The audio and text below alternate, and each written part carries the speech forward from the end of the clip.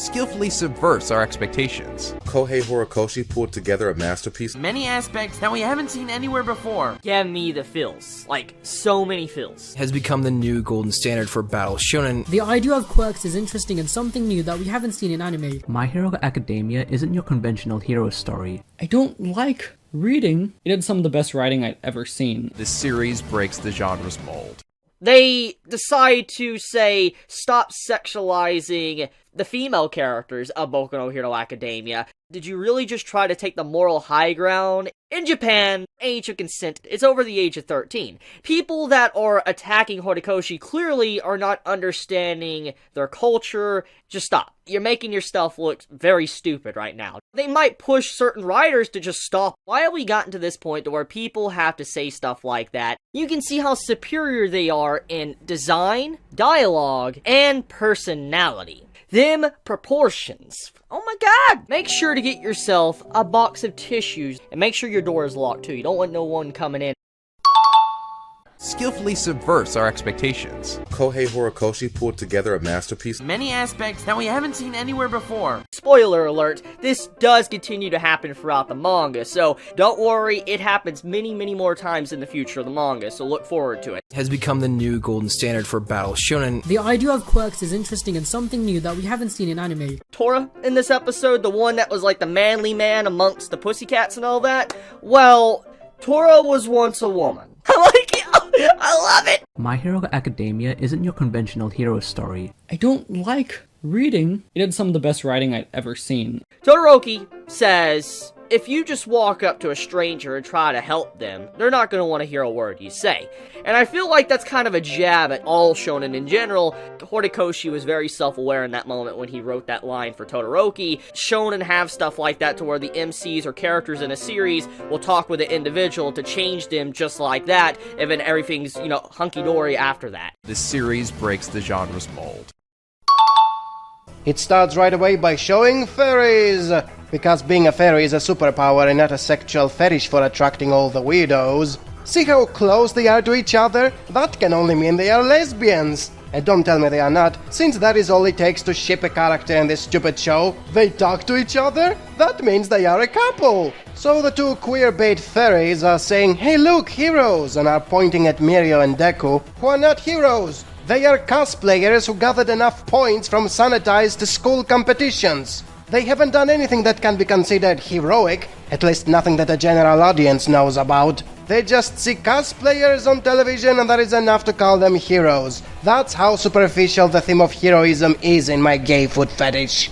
In response to the queer baits talking about him, Deku says he's nervous, which makes up most of his character and is what makes it so relatable to the special snowflake millennials. Since they never had to worry about the Cold War like my generation did, they never had to fight in world wars like my grandfather's generation did, they have been spoiled to feel self-entitled and to demand the cancellation of anything that slightly annoys them, so their social anxiety is the worst possible thing they have to deal with. I mean, look at this shit. They keep showing their names and superpowers every time they appear on screen. Do you know how hard it is to remember names for more than 10 minutes? This gives me social anxiety. Oh, and thanks for reminding us for yet another time how Deku got his powers through nepotism and not because he deserved it like Mirio. Thanks for telling us no matter how much you want to accomplish something, it doesn't mean a thing if you don't have connections that will give you anything you want without deserving it. Because that's what heroism is all about. And then plot happens as Deku is once again handed over what he's looking for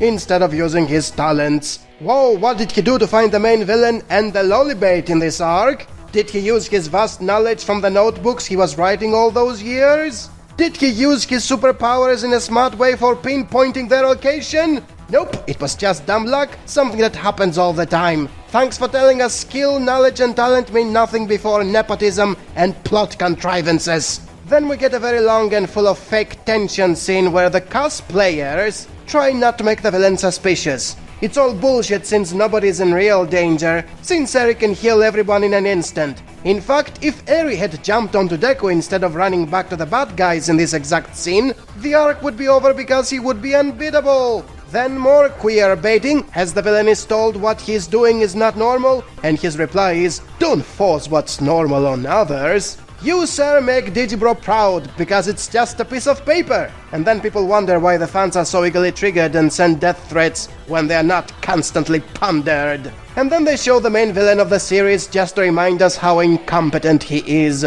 Over 60 episodes have passed and he doesn't even have a plan. Just like Horikoshi and his direction of the plot. Then they show us All Might just to be reminded what a failure of a hero he was. Instead of killing him off and leaving him as an immortalized paragon of justice, they kept him alive as a reminder of nepotism and incompetence. The reason actual heroes get that title after they are dead is because everything they have achieved cannot be undone. Because they are dead and their deeds have been immortalized. All Might is a fake hero. Since the moment he went into retirement, the symbol of peace was no more. If a symbol has to be physical in order to mean something, it's not a symbol, it's an idol. By being alive, All Might is not a symbol of peace, he is the idol of nepotism. And that's my gay food fetish in a nutshell. I wonder what kind of people have a different opinion about it.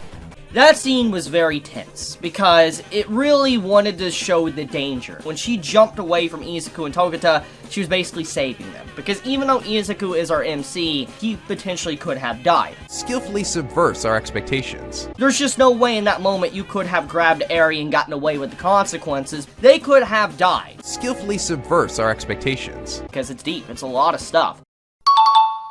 Skillfully subverts our expectations. Kohei Horikoshi pulled together a masterpiece. Many aspects that we haven't seen anywhere before. Give me the feels. Like, so many feels. Has become the new golden standard for battle shonen. You can see how superior they are in design, dialogue, and personality. Them proportions. Oh my god! The idea of quirks is interesting and something new that we haven't seen in anime. Full of overflowing plot, massive character development, huge themes, very enriched backstory. My Hero Academia isn't your conventional hero story. I don't like reading. It had some of the best writing I'd ever seen. Make sure to get yourself a box of tissues, and make sure your door is locked too. You don't want no one coming in. Spider-Man is similar to Deku's character. This series breaks the genre's mold.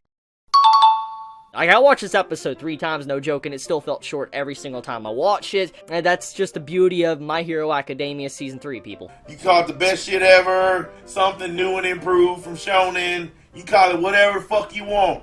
The shit is trash. Dark Shadow.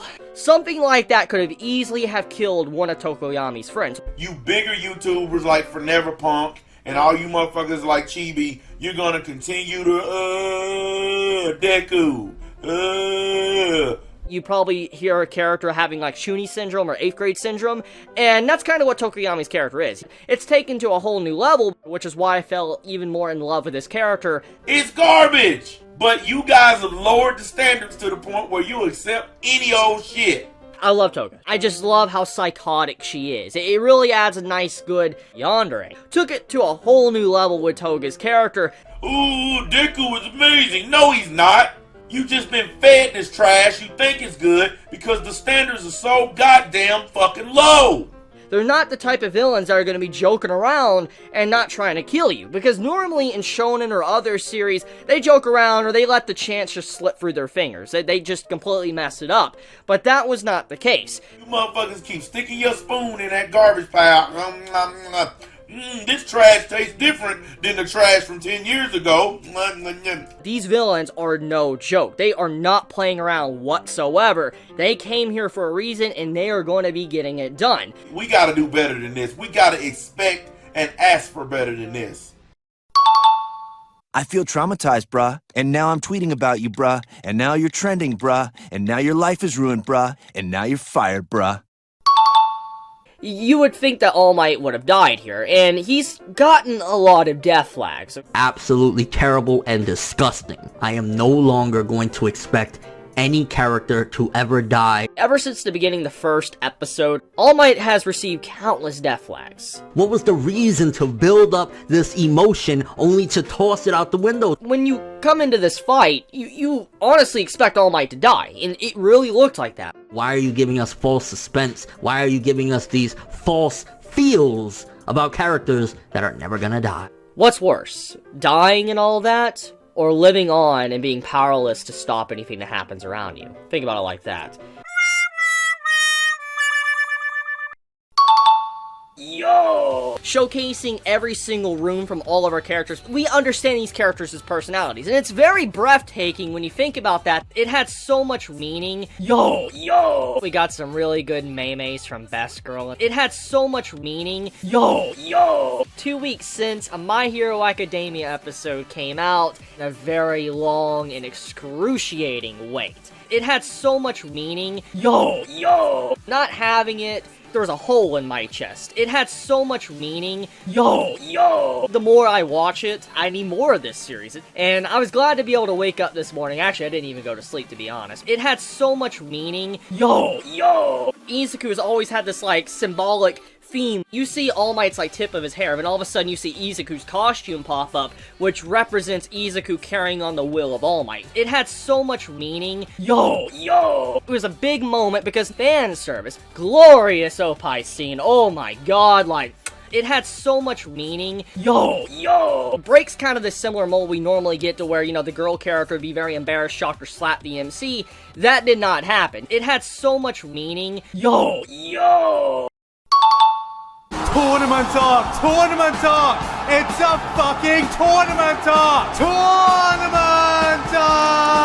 And nobody cares because the power ceiling was reached when All Might defeated All for One. And since even that was a disappointing finale, people don't care about what comes next. Even Giga, who made a meme for the tournament arc, admitted it was boring all along. Yeah, this is getting you hyped, right? This is working. Manga readers, you're hyped, right?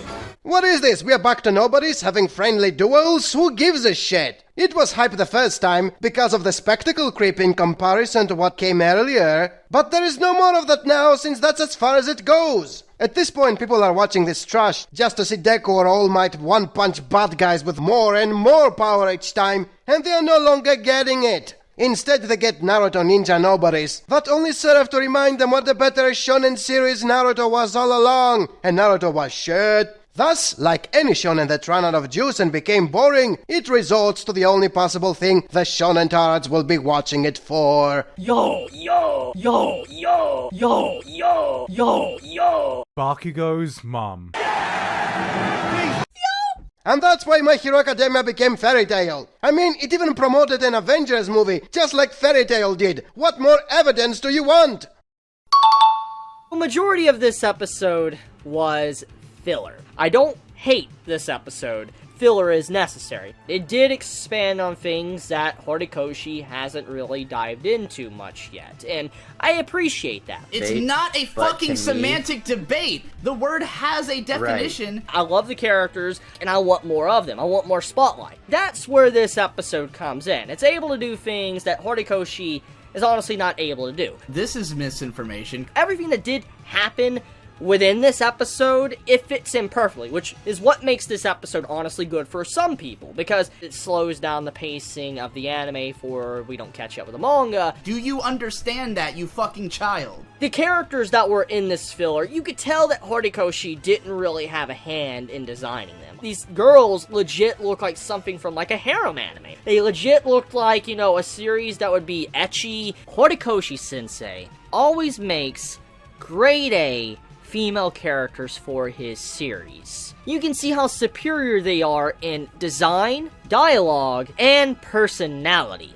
Them proportions. Oh my god! I mean, seeing Hado in that dress, I'm like, that's some quality. Make sure to get yourself a box of tissues, and make sure your door is locked too. You don't want no one coming in. These designs are definitely not Horikoshi style. They're made to be sexualized, like they're made to be hot. The friendship, power up, or working together, that felt cringe to me. It just did not feel like My Hero. You should be locked up. This is a shonen, okay? We need to expect shonen cliches. I'm not hating on what makes a shonen a shonen. This is something that's, you know, common within My Hero Academia, and it doesn't go against anything that was already established. Horikoshi, when it comes to how he writes, he typically likes flipping the table on cliches. He doesn't like following the tracks of how a shonen cliche should be. You retard, I'm telling you that!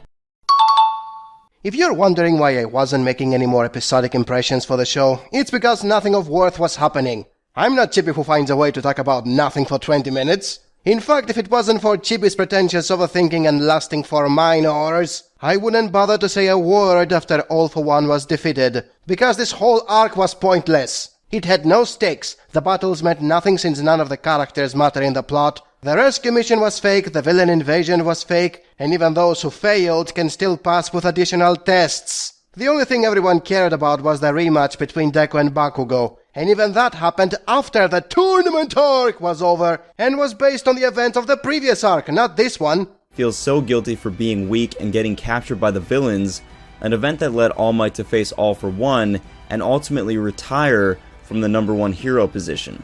See? A complete waste of time! Even the duel doesn't mean anything. Bakugo was not redeemed for a decade's worth of torturing innocent people. Deku was not excused to be gay for his tormentor, like a mistreated wife suffering from Stockholm Syndrome. His role model was All Might, not Bakugo. This is not admiration for a rival, it's fuel for gay porn and it's bullshit. In fact, everything after All Might retires is bullshit. You think the next arcs are going to be any better? They won't. Exposition episode, nothing but dialogue. It really says a lot. It says a lot about what is really happening. This episode proves for yet another time what a bad show the gay food fetish really is. It was essentially nothing but infodumps where people were sitting on a table and talking about bullshit. My Hero Academia isn't a series all about action, it's about a good story. It doesn't need action. Yeah, who needs action when you can stare at people talking for 20 minutes without falling asleep somehow? Who cares about action in a show where the only thing people are excited about is the Sakuga when they one-punch an enemy? Talking is very important for exposition and background information, setting up the story, character development, characterization. Yeah man, you really need talking in order to have a plot. As opposed to be shown a plot, you can just sit on a table and be told about the plot. He basically says that everything in his vision cannot be avoided. It's something that is set in stone. The funniest part is how this 20-minute infodump is not even telling you a single truth. Everything in it is a lie. You waste 20 minutes of your life to watch something that is contradicted soon afterwards. Night Eye's predictions are all proven to be wrong, and he constantly tells people how to change the future. How awful it was for Izuku and Togata not to save Eri when they could. Here is another lie. One moment Deku doesn't save the Lollibait because he was told he couldn't, and the exact next moment he's told he could have saved the Lollibait. Also, why does he feel sad all of a sudden? He was fine before he was told why he should feel bad about it. What does that mean? He didn't care about the girl before being told her sad backdrop? What a great hero you are, Deku. You only care about people when they have a sad backdrop, and not because you're a hero and you have to save people regardless of who they are. After finding out the truth within this episode, it's really just scary. Yeah, it's so scary not to save the Lollibait when you were told there was no way to save the Lollibait. And now you feel bad about it because all of a sudden you could save the Lollibait if she had jumped on your back to make you unstoppable. In fact, this whole arc would be over by now if she had done that. Everything that happens after that scene is a waste of time. From what we can get from what was described in this episode, Overhaul has a quirk that's called Overhaul. 20 minutes of being told nothing of substance. The powers work in whatever way the plot wants them to work, the plot works in whatever way it suits the protagonist, and the protagonist works in whatever way suits the narrative of the episode, such as having protection syndrome out of nowhere, over a character he was told why to feel bad about. This type of bullet that can literally destroy quirks, and imagine how deadly something like that could be. The show keeps trying to fool you with fake stakes by keep telling you about the bullet that takes away powers and how deadly it can be, when it's not actually killing anyone compared to a typical bullet that doesn't take away powers but can kill you just fine. How is a mundane bullet less deadly? Overblown fake tension 101. It's scary because it can really just change the entire world forever. Yeah man, taking away the powers from people that live in a world that is exactly like ours, despite everybody having superpowers, will completely change that world into one that has absolutely no relation with ours. Because nobody will have superpowers. The world is shifting in a very different direction now, because you don't have a hero as All Might to be able to get things done and really stop a criminal organization quite like Overhaul. Yeah man, there were no criminal organizations while All Might was around. He could capture anyone right away, as he did with the League of Villains. They are all in prison right now. Things have really changed in the setting after he retired. The world used to be full of criminals he couldn't capture, as opposed to now that it's full of criminals he couldn't capture. Ha ha ha. If you do complain about this episode, you should just stop watching and reading My Hero Academia, because there's going to be more stuff like this as the series progresses. The episode begins by reminding us why popularity has nothing to do with quality. This episode of My Hero Academia was trending on Twitter. It's a really nice feat for My Hero Academia. The era of hands is over. The era of feet has just begun. Once again, the only real problem everyone is facing is social anxiety. Not the villains taking over the world or killing a lot of people, just tensionless first world problems. Oh, how am I going to talk to people? I'm so shy, I think I'm going to cry again. In fact, I am crying again. Really also showed me once again how amazing of a writer Horikoshi Sensei is. It's an amazing feat, which goes to show how popular anime has become. The era of hands is over. The era of feet has just begun. Everyone is looking for the lolly, since that is the whole plot of this stupid arc. And despite wasting days on trying to find where she is, despite using their tactics and skills and powers non-stop, they find the place she's at by complete chance. Again. Remember how Deku bumped onto the plot by complete accident? Well, it happened again because Horikoshi doesn't know how to write a plot to save his life. This episode was really emotional because of Sun Eater. He was very awkward. He really did not know how to introduce himself, which kind of adds a little bit more to his character, why he has a lot of insecurities, self-doubt, and, he feels like he lacks self-worth. This episode is a beautiful depiction on how good of a writer Horikoshi can be. They are attacking the stronghold of the bad guys, and instead of being worried about not hurting civilians or losing their lives, the only thing they are thinking about is their loser mentality during a flashback of a school introduction. Isn't this the reason you're watching a show about superheroes? To be shown how shy they were during flashbacks of school introductions? It's very refreshing to see a trope like friendship power-up, which is usually reserved for heroes. You want to be a hero, I want to be a hero, let's hang out, let's be friends. It's crazy to think about it. It's refreshing to see something like this in a shonen manga. Friendship power-up, working together, you need help, etc. I can expect this in something like a seinen manga, Berserk, etc. And then there's this complete skippable fight where the insecure loser fights a bunch of villains when he doesn't have to. Eraser could simply stay there for a few seconds, so they will have no powers and could be easily defeated. But no, he abandons his student for no reason, so we can have a completely pointless battle that is there just for making him think about his insecurities as well as the power of friendship. Great episode of My Hero Academia for that fact alone. It's what really made me appreciate this arc of My Hero Academia. It also made me appreciate Horikoshi as a writer. And then the rest of the heroes run to the next room, where we will have even more needless battles that Eraser could simply stop, but doesn't, and which don't matter in the long run, because none of these people matter, and the arc should have ended if Eri had jumped onto Deku's back during their first completely accidental meeting. The era of hands is over. The era of feet has just begun.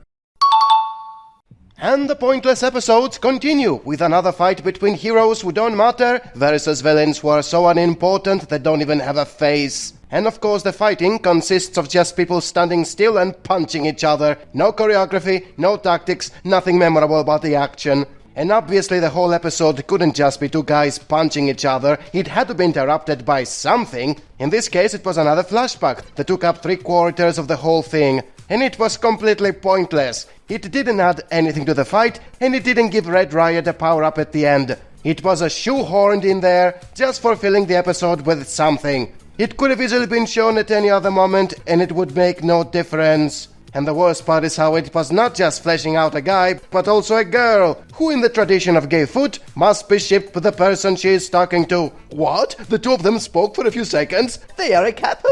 And what a better moment to create a ship than out of nowhere, in a flashback, during a completely irrelevant fight. Trust in Horikoshi. Anyways, the flashback eventually ends, and we are back to the fighting, which ends with a single punch, as they all do. And it wasn't even a punch coming from the guy who was having the flashback.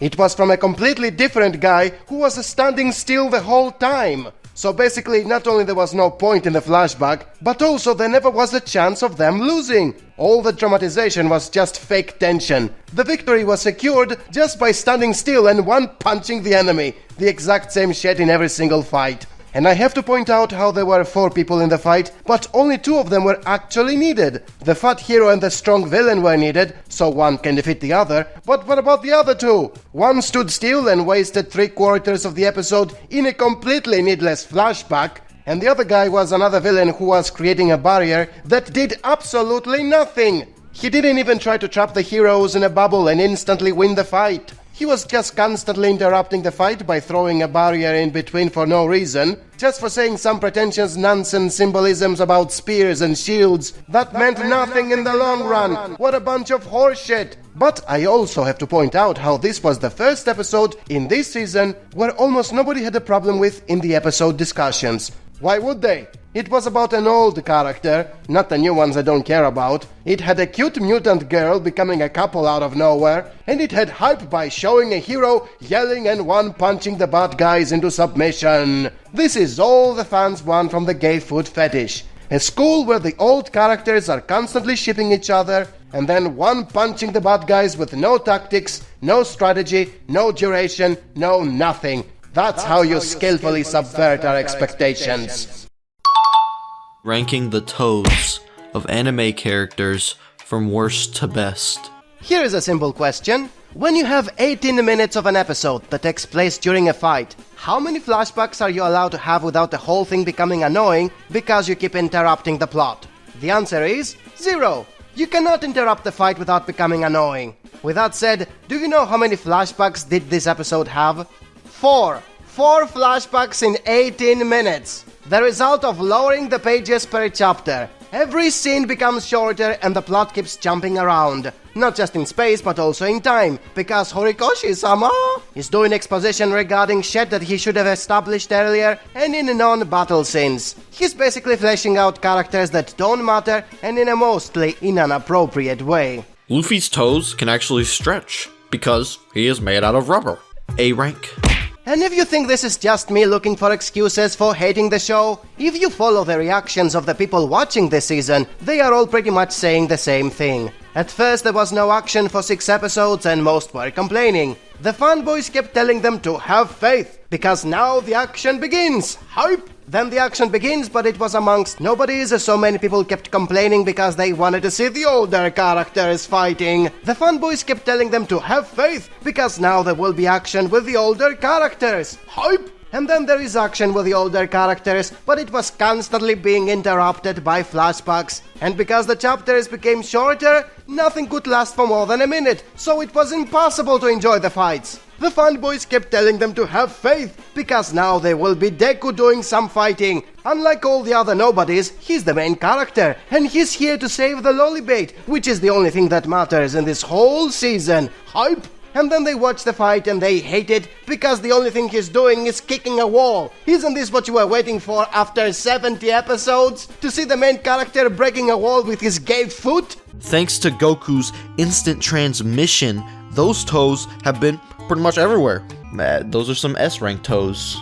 And I need to point out how the guy who was creating the walls was not trying to crush them as he does now, he was just separating them, so a lot of episodes can be wasted on completely needless fights amongst nobodies. It would make more sense if he tried to crush the heroes with the walls, and when he couldn't because Deku would break them with his gay foot, then he would separate them as a plan B. Which didn't happen because Horikoshi-sama didn't plan ahead and was more concerned with interrupting the plot by throwing in flashbacks every 2 minutes for fleshing out characters he had forgotten about for 70 episodes. We actually haven't witnessed Naruto's toes do anything special. They go into the F class. Thus, the only highlight of the episode was the naked yandere being insane, stabbing people for fun, having a face like she's in a constant orgasm, and everyone wishing she could be their waifu. I mean, who wouldn't want to have such a girl as his waifu? Too bad they fucked up even that by having this ridiculous censorship that makes her seem like she's wearing a skin-tight suit.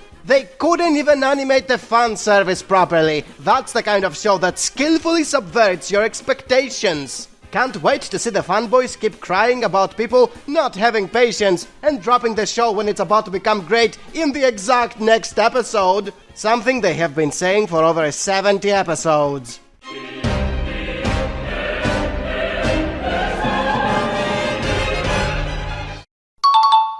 The flashbacks are over 9,000. Now they don't simply interrupt the plot, they are the plot. But they are still as terrible as ever. The episode begins by telling us in flashback that the bullets take away superpowers. Something that we already know of, therefore it was a waste of time, because Horikoshi has no idea what to do with the plot, so he's just rehashing shit we already know of, just for prolonging this completely terrible arc. What follows the flashback is another flashback. That's right, we didn't even go back to the present, so something relevant can happen before it gets interrupted again. We just move to the next flashback without any rhyme or reason. Because who gives a shit about proper storytelling? It's all about the meaning of the scene. And what was the scene about? People explaining their superpowers. Something that we already know of, therefore it was a waste of time, because Horikoshi has no idea what to do with the plot, so he's just rehashing shit we already know of, just for prolonging this completely terrible arc.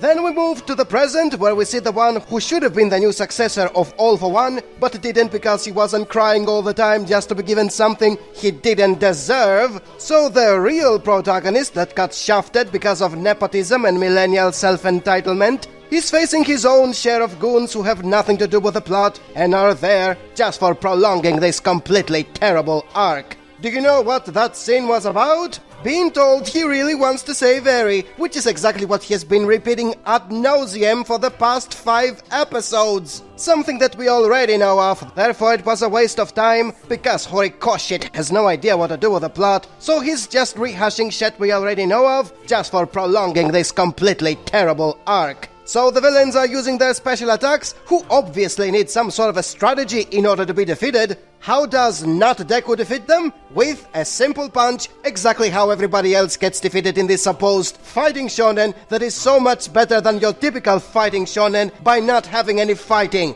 It skillfully subverts your expectations. Back in the other fight, Deku is facing the guy who is making the walls and defeats him with the amazing strategy of kicking him. Yes, only a genius-level character could have defeated someone by kicking him. Horikoshi really knows how to make a good fighting scene. He even gave the villain a weak spot, so it would make sense how he was found and beaten. And that weak point was yelling. A villain whose plan was to stay hidden and attack the heroes from safety is yelling for no reason so he can no longer be hidden and attack the heroes from safety. Amazing smart writing. Then we get a third fucking flashback in the same fucking episode where we are shown the main villain. What useful things do we learn from it? That he joined the Yakuza when he was a kid. Something that we already know of, therefore it was a waste of time, because Horikoshi has no idea what to do with the plot, so he's just rehashing shit we already know of, just for prolonging this completely terrible arc. Then we get a third fucking fight in the same fucking episode, where not Deku is fighting the main villain,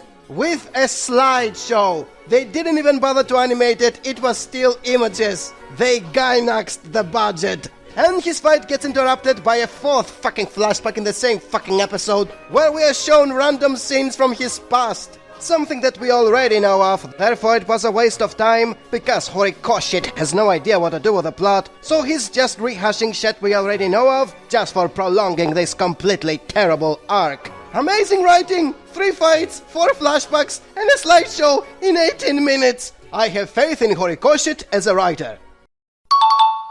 The episode begins with Deku smashing his way into the location of the big boss, and now the final battle can begin! But not before we have another flashback, because we really need the fight to be interrupted every 30 seconds. Any more action would make it boring for the Goldfish memory audience. What's wrong with the scenes becoming shorter? I don't want the episode to drag on. And while you have a flashback, why not have a flashback inside the flashback, so you can stretch the scene by reusing animation and information from previous episodes? It was 4 episodes ago, who can remember what had happened that far in the past? The flashbacks don't even last that long, and they exist to develop characters. They're important. The flashback within the flashback ends when one of them literally says, "Will you stop talking and go to the fight already? You were yapping about not having time to sit around and help the other heroes who don't matter, and who are fighting the other nobody bad guys who don't matter." They are a f***ing obstacle for the heroes to overcome. They are villains they need to beat. They are the antagonists.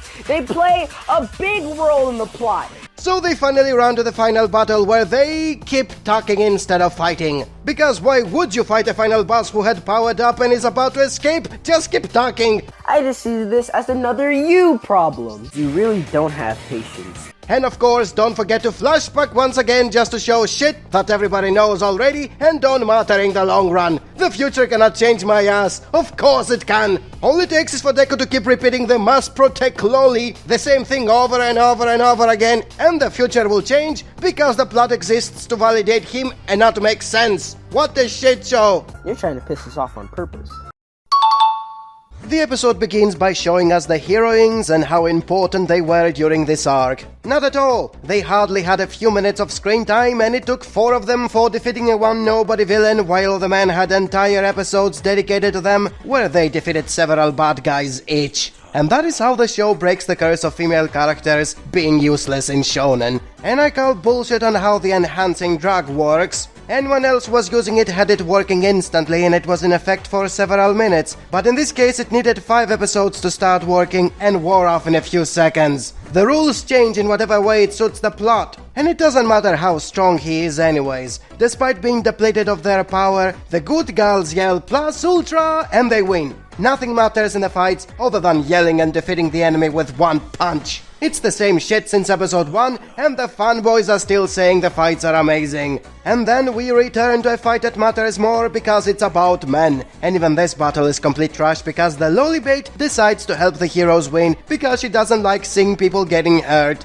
Then why didn't you do it when you first met Deku? That's what I've been saying all these weeks about this arc. It is pointless, it shouldn't even exist. Eri could have jumped onto Deku and everything would be over right there. So all this talking about, I don't want to see people getting hurt, is all her fault. She is the cause of them getting hurt. What does that say about the writing? The only thing that defines her as a character is that she is victimized. The only thing that happens in this entire arc is the heroes trying to rescue her. And she could have ended everything anytime she wanted it with her broken power. Complete trash writing. And you know what's even worse than that? Eri didn't empower Mirio, the guy who was fighting Overhaul with all he had for all this time, and who was the strongest and most heroic of the bunch. She empowered Deku, who was a weakling that didn't do nearly as much all this time. Deku stole one for all from Mirio. He stole his deserving victory, and on top of that he did not lose his powers. Mirio was by far the most likable new character, and everybody perceived him as a better version of Deku. Someone far more powerful, who doesn't cry every 5 minutes, and who achieves everything with hard work and his own powers, not stolen ones. So imagine how bad it feels to be working hard your whole life to get where you are,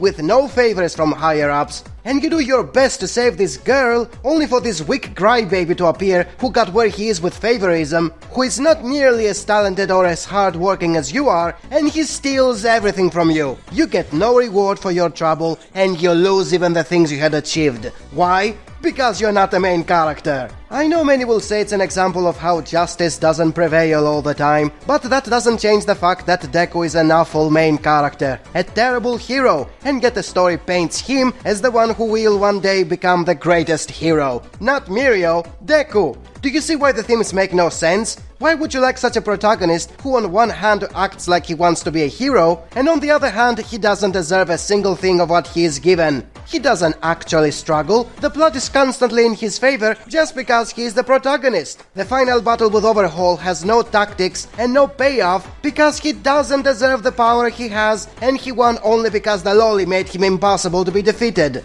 There never were any stakes, there never was any challenge, and the victory is completely hollow. And yet Horikoshi kept trying to fool you into being worried about Deku in this fight because Night Eye had seen the future and Deku dies in it. And since he kept saying the future cannot change, that means it's actually going to happen. Which of course doesn't work because we know since the first episode that he survives and becomes the #1 hero. If Horikoshi wanted us to feel even slightly worried about Deku, he wouldn't have begun the story by telling us he wins at the end. He wouldn't be permanently plot armored that way. He wouldn't be winning so easily all the time just because it's destined to happen. And above all, he wouldn't be stepping all over Mirio and everyone else's maimed bodies boys, so he can become number one even though they deserved it more. This is why gay food is bullshit by inception and why it was bad since the very beginning. But I am sure the foot fetishists will ignore all the above and keep screaming about how amazing the episode was because of the Sakuga and the constant flashbacks that keep interrupting the plot every 2 minutes for reminding their goldfish memories of emotional bullshit they have already seen 1,000 times already.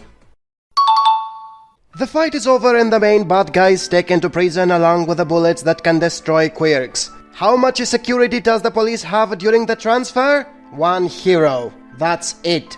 They are transporting a top-class criminal and a weapon that can destroy civilization as you know it with only 1 hero as escort. Bad writing. But the gay footists don't care about that since they get to be emotional over the facepalm dude getting the bullets and trashing the main bad guy, both physically and emotionally. It doesn't make any sense, but it's so brutal and emotional. My Hero Academia is a masterpiece. Then the guy who can see the future, but not really, is dying. Very conveniently because, number 1, he couldn't dodge the attack although he knew it was coming, number 2, the lollybait is unconscious, and number 3, the healing run is absent. Bad writing. But the gay footists don't care about that since they get to be emotional over the death of a character they hardly know of. Because he died in the same arc he was introduced, and while praising Deku for changing the future with his plot armor, even if it contradicts his claims of the future never changing. And it's not even emotional when you know the reason Horikoshi killed him. It's not for subverting your expectations by killing a character in a shonen for the very first time in the show.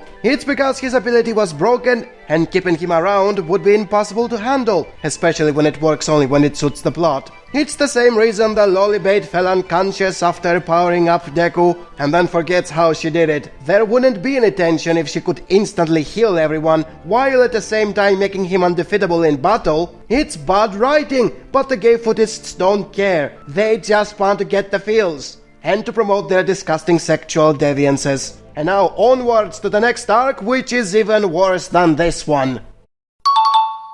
A classic shonen moment. After a big fight where most of the good guys almost get killed, they instantly heal and everything is back to normal like nothing of importance ever happened to them.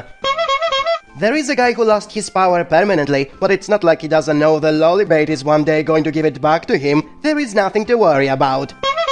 There is Deku who offers to give away his power to the previous guy because he's more worthy of it, but it doesn't happen because Deku is the main character, and we all know he becomes the best hero since the pilot episode, thus it is brilliantly excused why he doesn't lose the power, despite not deserving it.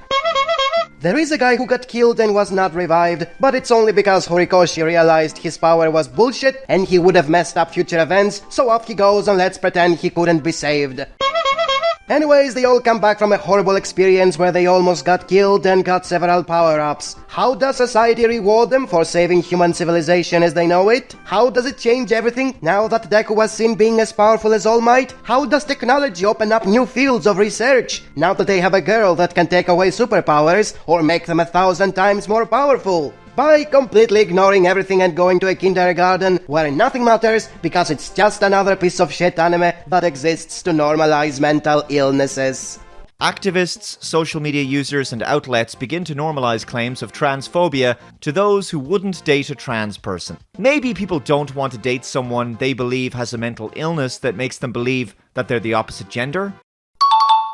Since a lot of people have issues with the 4th season of Gayfoot, I made a list of 10 reasons for why it's the worst one yet and posted it on the sub-forum. I also asked people to be polite in their replies. Imagine how less polite they would be if I hadn't asked them to be polite. Only one of them bothered to reply, and it's only him I will show as means to talk about the mental gymnastics these people are still using for defending the worst season yet. Number 1, the director changed to a worse one. He didn't provide a reason for why he disagreed. He just disagreed. That's really helpful, man. If you check the roster, the previous one did Gundam 00 and Classroom Crisis, which are average to bad, while the current one did Neptunia and Trickster, which are terrible. How can you disagree with facts? And even if he wasn't worse, the different style of the new director can be enough to alienate anyone who was too accustomed to the one of the previous director, so I am right either way. Number 2, the manga chapters became shorter, so the anime episodes became slower because they can't cover more than a couple of chapters each without catching up. His defense is that there is plenty of manga material left, so they don't have to go slower.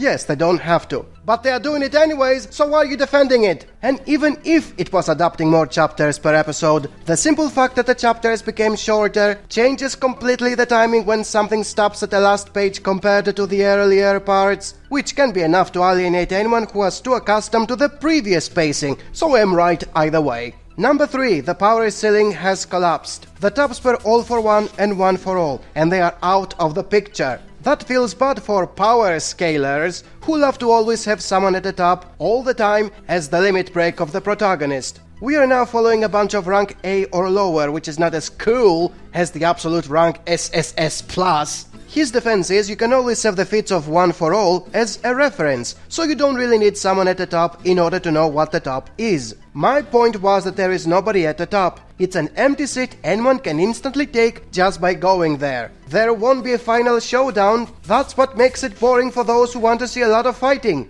If there is no bad guy at the top, then what's the point of going to the top? It's a legit reason, and yet he excuses it with past feats instead of actual people doing those feats right now. Number 4, lack of action. Not limited to battles. Previous arcs were constantly about training and tests and sparring. The characters were constantly on the move, doing something. In this season they sleep, talk, walk, sit, and in general there is no action in every episode to keep you engaged. His defense is, every season has slow parts and you need to wait for the action to kick in. Which has nothing to do with what I said. There is no training or school competitions to keep you going all the time, even when there is no fighting.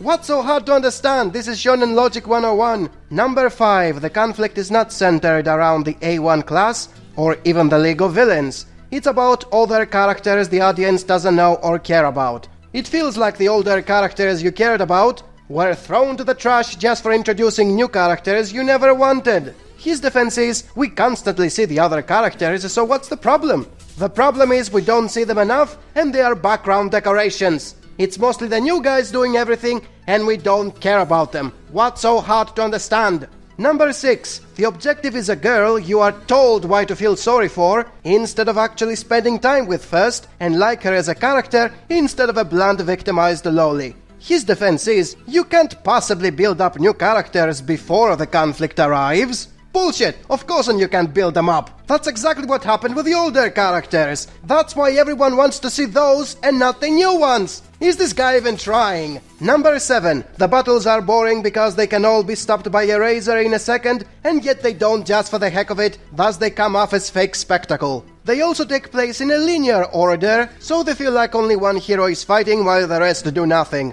His defense is, Eraser can't be everywhere, and his mission is to not waste time and go after the big boss. I could understand it if there were a dozen fights at the same time, so Eraser can't be everywhere. But that's not what happens. The fights are taking place in a linear order. Wasting a few seconds for instantly ending every fight with nobodies would leave him with more people when he goes after the boss, and also it doesn't feel like he's abandoning them to get killed. Number 8. It is the 4th season. By now many will be feeling the saturation kicking in. He doesn't understand what saturation is because he's a fanboy. For everyone who isn't, watching too much of the same shit ends up making it boring, especially when it's highly flawed like gay food. Number 9. The constant overpraising of the fans and the non-stop promises of getting better and better raised the expectations for an arc that most knew from the manga it was a low point all along. As a result, most anime-onlys don't see what is so great about an arc, but the fans have hyped it up as the best one yet when it's the other way around. His defense is, that's not the show's fault, but of those who fall for the hype. Well, excuse me for pointing out how 90% of the appeal is the hype. You think anyone will care about these pointless battles after a couple of seasons? It's the hype that makes them seem like it's great. Take it out and nobody will care about nobodies fighting nobodies. And number 10, Demon Slayer ended not long ago. Everyone still has its visuals fresh in his mind. Gayfoot pales in comparison next to it for everyone who is in it for the Sakuga. His defense is, Gayfoot is not a show you should be watching for the Sakuga, it's all about your attachment with the characters. Yes, and how does that happen? With Sakuga! Why do you think Bakugo is the most popular character of them all? For being a relatable character? As a sociopath bully with God syndrome? No, it's his cool explosions! Take out the Sakuga and the show wouldn't be nearly as popular. Look what happened to Vinland Saga. Everyone ignores it because it's not as pretty looking as Demon Slayer. Everyone was ignoring Shinsekai Yori, and they were instead watching Sword Art Online, both of which were made by the same studio. And the reason was the pretty colors. So don't give me this shit about Sakuga not being important. It's not for me, but then again I'm not a millennial queer suffering from social anxiety. So there you go, I prove to you all once again how delusional the fanboys are. This episode is about impressing some kids. Yes, we moved from fighting villains who can level buildings and kill hundreds to goofing around with a bunch of kids, which symbolizes the transition from retro anime to modern anime. Notice how they assume they see real heroes when that is not the case because none of them have anything heroic and are thus just cosplayers. Take this bimbo for example. She is not a hero. She only symbolizes what girls are all about in the show. Stupid, useless, fapping material for corrupting little boys into degenerates who only care about 2D waifus. The other girls in the class don't like the 2D waifu and feel like modern anime are full of toxic masculinity. So they ignore the bimbo, which symbolizes the Reddit subforum and what it's doing every time something negative is spoken over there. Which is expected when the kids in that class are spoiled brats who think they can do anything they want and even make fun of the grown-ups who think yelling can have any effect. This symbolizes shonen turrets who think yelling and crying can solve every problem. The teacher keeps trying to reason with her horrible students but always fails. Thus symbolizes me and what I'm going through every time I'm trying to educate you, you stinking plebs! The only thing she can do is to keep apologizing for her failure, which symbolizes Horikoshi for naming one of his characters with a word that triggered a lot of snowflakes. And that is exactly what this episode was about. So much depth, so many symbolisms, which I am totally not fabricating in order to make myself look smart. In this episode, our heroes win the hearts of the children and pass the test by endangering their lives. That playground they made is a real death trap. Throwing them in the air, sliding them on ice, passing them under burning rings. If this show had a tiny bit of realism, half of those kids would be in hospital. But it's not trying to be realistic, it's trying to be emotional. You can endanger children and it's all fine because it gives you the feels. Unlike reality where you can do nothing serious and still get seriously screwed. Then we see Endeavor being sorry for everything he caused and promising to be a good father. It's emotional and the viewer is supposed to forgive him because of it. But it's not realistic because in reality you are never forgiven no matter how much you apologize. Then we see the Lollibait recovering. We are supposed to find her cute and hope she gets well, and not to think how this entire arc was her mistake. Plus, if the show was realistic, they wouldn't be treating her so nicely, they would be experimenting. Then everyone returns back to class and keeps having boring lessons as if they didn't just went through a terrifying life or death experience. They got over it like it was never important because the show is not realistic. If it was, they wouldn't forget it even if it was 80 years ago. One of the students in the class is a disgusting sexual predator. But because he's supposed to be funny, they constantly forgive him and keep saying he's a real hero. That is not realistic because if it was, they would never forgive him. Another student stalks people in their houses and leaves scary messages for them to feel creeped out. They instantly forgive him because he wants to make friends. That is not realistic because if you try to pull that in real life, they will never forgive you.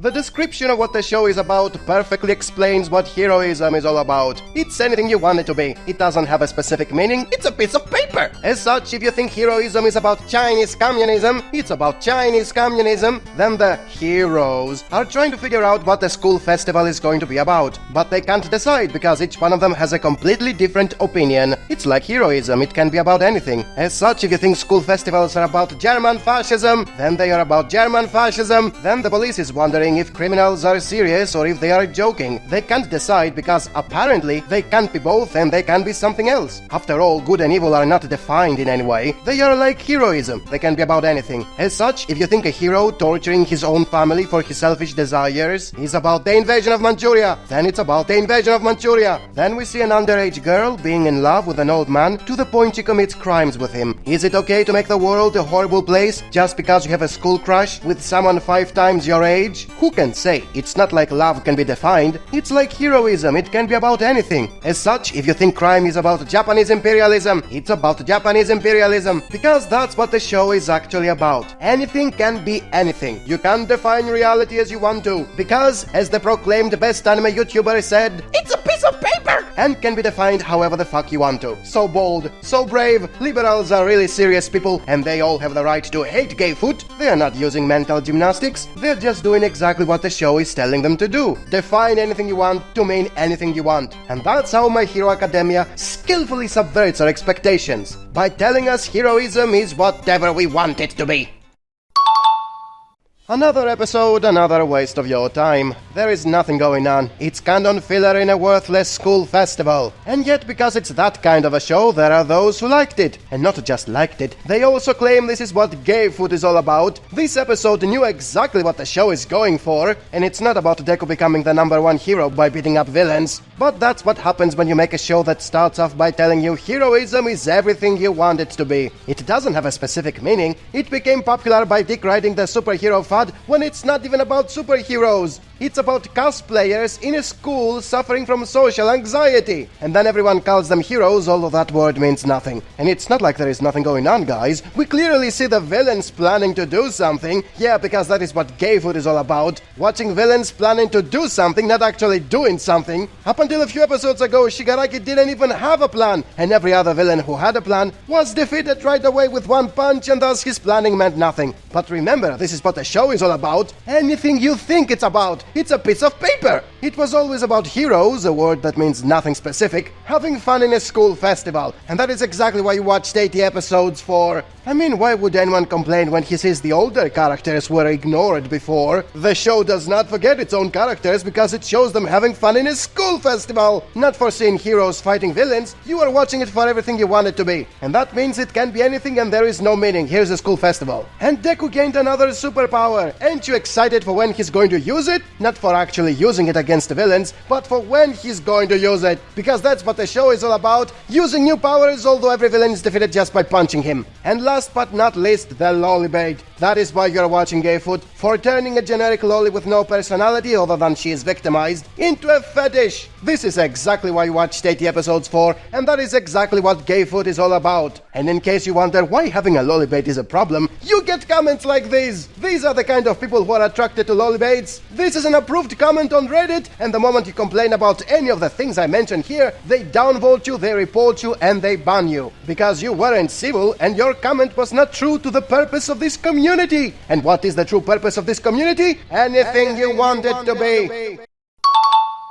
Another episode of My Hero Academia where the word hero can be replaced with whatever you like, because for the bold and brave progressives who define their reality with artificial signs, it's a piece of paper! For example, why is that Tintin lookalike still in the school when he no longer has powers? You can't be a hero if you don't have a power. That has been established since the pilot episode. My Hypocrite Academia. Why is the lollibait allowed to walk around without any protection when she has a power that can easily destroy civilization? My Careless Academia. Why is this creep still allowed to be part of the academy when the only thing he does is harassing women? My Molester Academia. Why is everyone a violent jerk over nothing of substance when their goal is to keep society safe? My Violent Academia. Why are women constantly being treated like fapping material and don't mind it when they are supposed to be respected heroines that protect society? My Objectified Academia. Why is everyone training to be a hero when they can't even deal with being in public and suffer from social anxiety? My First World Problem Academia. Why are dangerous machines allowed in the academy when they constantly blow up and endanger the lives of everyone around there? My Explosive Academia. Why does the principal allow all the aforementioned things to keep happening and then acts like it's normal and expected from heroes? My Incompetence Academia. And thus it's proven for yet another time how the show was never about heroism. It was deriding the superhero fad for attracting the casuals, and then became whatever Horikoshi-sama, the one we should all have faith in, feels like making at the time being.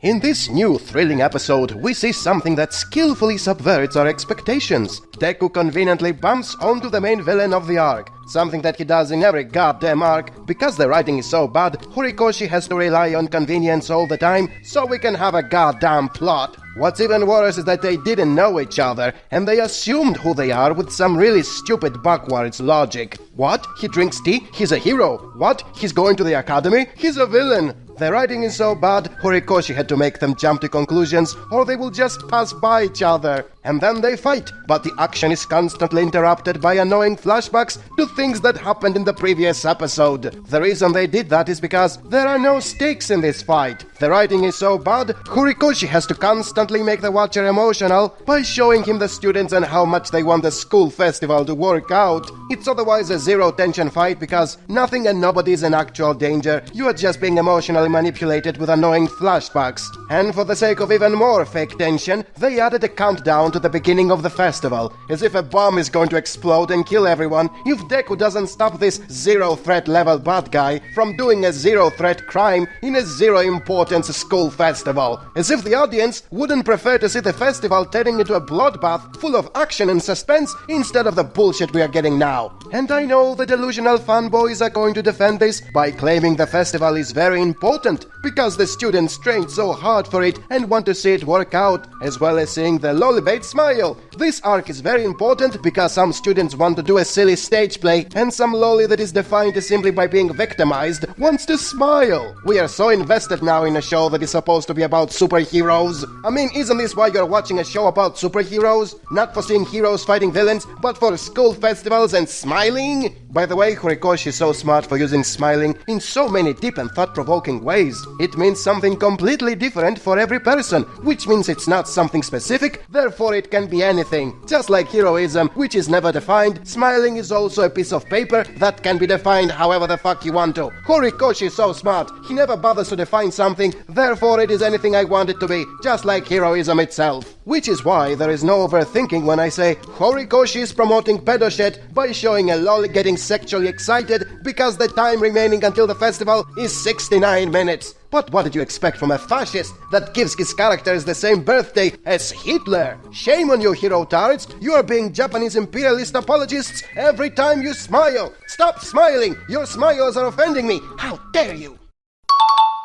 The future of the world depends on it. How can we live without getting a beauty contest where we can sexualize underage girls? What a heroic thing to do. Meanwhile, the zero-threat level bad guy uses the power of love for becoming super powerful. What a subversion! He's a bad guy and yet uses something that is normally used only by good guys for getting power-ups. This changes everything! Not really. He also lost in a few minutes and will also be removed from the plot, just like every other villain who went after Deku. So much for subversions. Not even Gentle's love for a lolly was enough to make him win. Unlike Deku's love for a lolly, which is totally not the same thing, and not the reason this completely pointless arc exists. What a heroic thing to do! Thus ends another episode that subverts our expectations of what heroism is. That's what the gay footists praise the show for. Here, let me read you what they think about the show. Really, this is an anime about character, spirit, feelings, and emotions. Don't think you're going to find the classic hero traits here,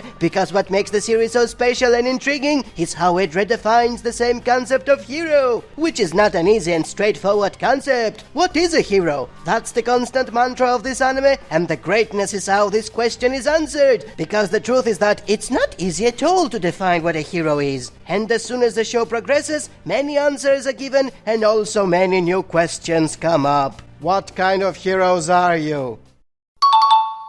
There is not something to say about this episode in terms of plot, because there was none. It was just a festival taking place and Eri smiling. Both of which are unimportant because people watch the show for Deku yelling and one punching his enemies. There is also those misguided ones who think the lolly, that is defined just by her victimizing, having a couple of laughs is very important, or that we need a relaxing arc after every major fight. Those misguided fools forget two simple things. First, if you want to relax after a fight, you just don't watch the show. People watch K-Foot for the excitement they don't get in their daily lives. If they want slice of nothing happens, then they will just live their lives.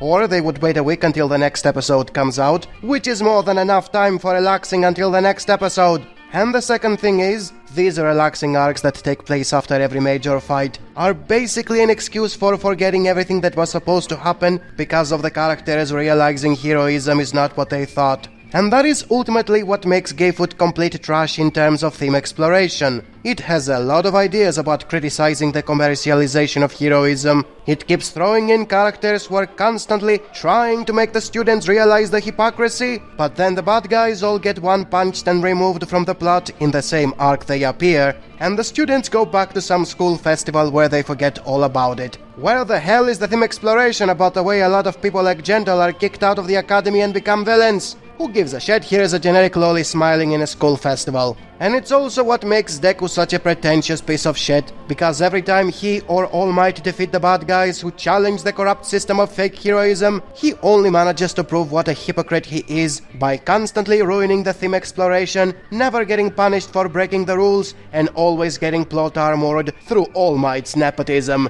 Gayfoot is a terrible show that promotes horrible messages to its audience, and I can't believe some of you still like it.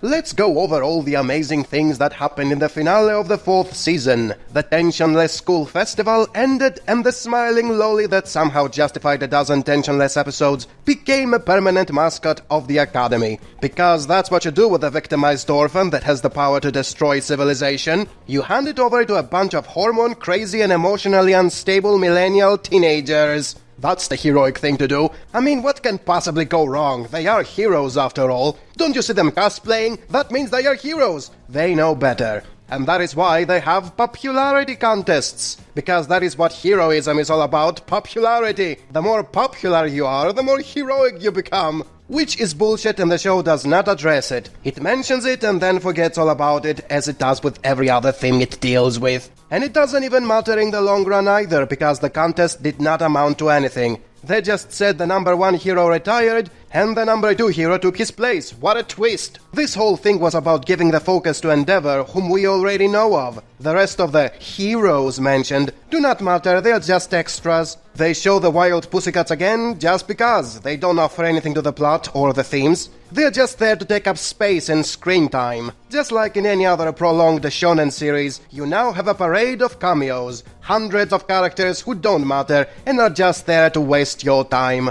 And don't get me started on the bunny waifu. Holy shit, the bunny waifu! The hormonal lemmings that are the Gayfoot fandom lost their shit with this one and couldn't stop making hentai doujins about her. Because that's what heroism is all about. Treating every woman in the show as a useless, mentally challenged, sexualized animal waifu with psychotic personality. And yes, she has the same personality as Bakugo, who, according to the polls, is the most popular character in the show. Miruko is literally a transsexual Bakugo, so no wonder all the queers love her. Because nothing screams heroism better than violent, yelling transsexual bullies who treat everyone like garbage and never get punished. Anyways, the final episode is the usual pretty colors, where a hero fights a very promising new villain who can challenge the status quo and make society realize how wrong they are for depending on heroes to solve all their problems. As always, he seems interesting, and he's super powerful, and the show makes you think he's going to stick around for a long time.